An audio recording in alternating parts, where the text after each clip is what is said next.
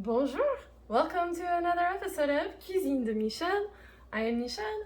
So today I'm going to be making a recipe that I've made many times before that I really love. It's one of the first things that well, not the first, it was the 100th recipe that I put in my blog. So if you haven't visited my blog, please make sure that you go do that.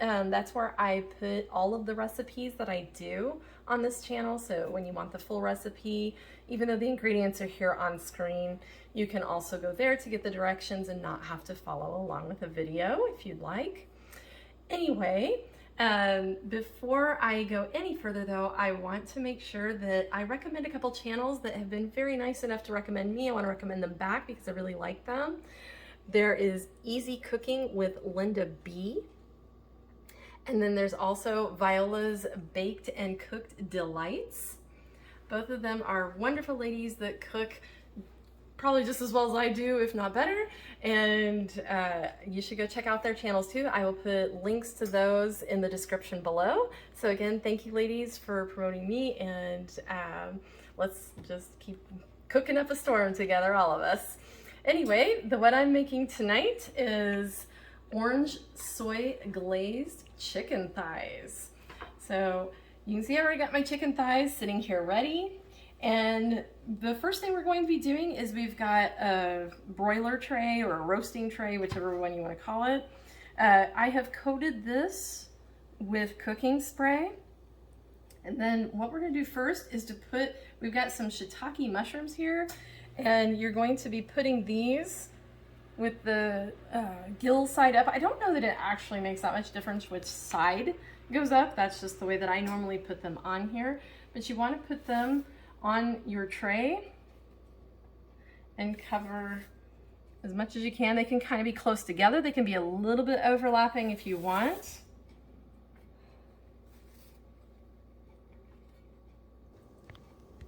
So you can see that I've got them arranged on here, and I put them in clusters because of the chicken thighs that I have. The original recipe calls for 8, but the chicken thighs I have are really large, so I know that I'm not going to be able to fit 8 chicken thighs of this size on this tray, nor do I need to for just me and my husband, because we're the only people that are going to eat this meal.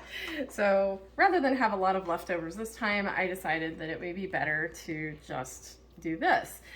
As for how many mushrooms you will need, that depends on what size you are getting and the size of your chicken thighs. A good rule of thumb is to have at least 3 for each one of the chicken thighs. It depends on how much you love mushrooms too. I really love shiitake mushrooms, and so does my husband. So we're definitely into putting a lot here. So now we want to take kosher salt and some coarse ground pepper. There's not a set amount here. You're just going to be seasoning these all over. You can be fairly generous there.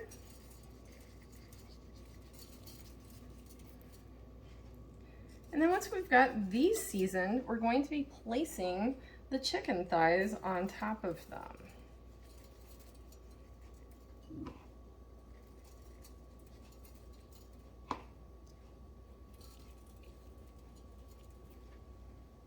So take your chicken thighs, which these are bone-in, skin-on chicken thighs. Again, depends on the size of your broiler pan, how many people you want to serve, as to how much you want quantity-wise. And do not worry if this doesn't cover every single inch of the mushrooms. They'll be fine. But you want to place those on top of each one of these that you have, these little clusters of mushrooms.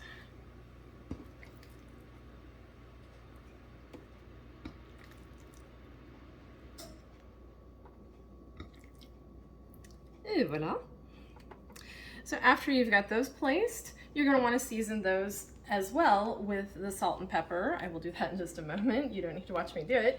But anyway, after that, you're going to want to have your oven heated to 450 degrees Fahrenheit. Mine's 455 because it's off by a little bit. But anyway, this needs to be 450 degrees Fahrenheit. We're going to place these in the oven for 20 to 25 minutes. Okay, so while your thighs are in the oven, you're going to want to make your sauce. So I've got a small saucepan here. we're going to turn on the correct burner and put it on medium. I don't use that burner very often, so it's a habit to turn on the other one. And in this pan, we're going to be putting 1/2 cup of soy sauce. This is just regular soy sauce. I suppose you could use low sodium if you're concerned. 1/3 cup of regular granulated sugar.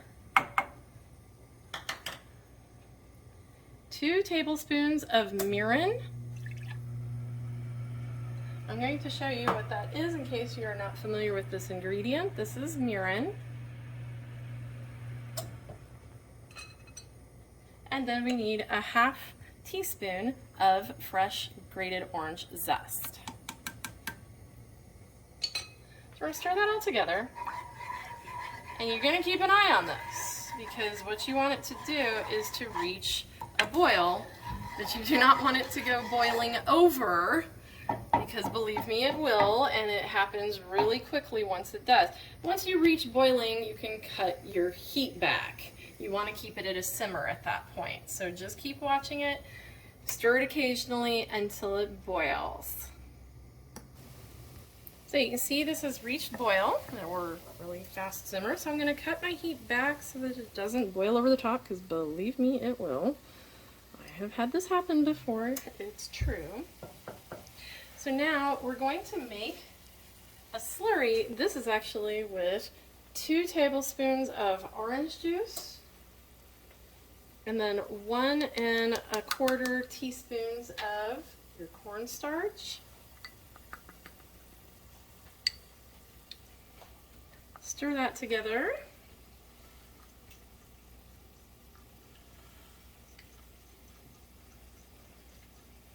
Jar that together.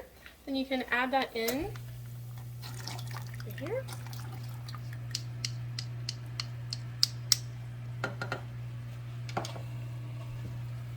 And then we're going to bring that back up to a simmer, and we'll leave it simmering for a minute or 2 so that it can have a chance to thicken. You can let it simmer to your desired thickness, like if you want it really thick glaze, or if you kind of don't like yours to be quite that thick, don't let it go very long.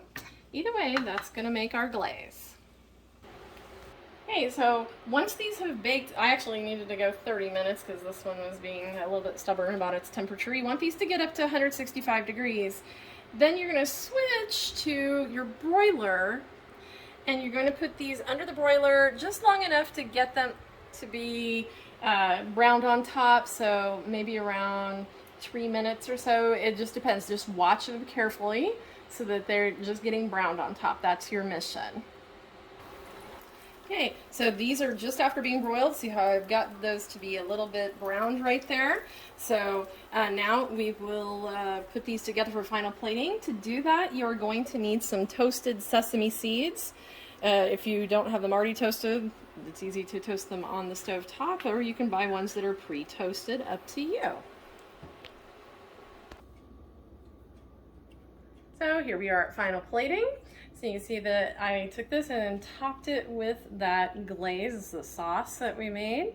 The mushrooms kind of scooted their way out from underneath, but that's really not a big deal. It's just however you want to present it.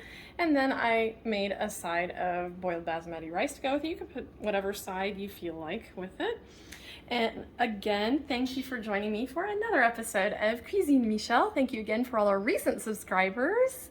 And then please be sure, if you aren't already subscribed, a lot of you are not, I know you're not because of the analytics, please be sure to subscribe, click that button, and also give it a like and make comments. Let me know if you make it or if it just looks good to you. You don't have to make it to make a comment. You can always leave a comment just to say that you think it's a great idea, or maybe you make it in the future or whatever. Anyway, thank you again, and we'll see you next time. Au revoir.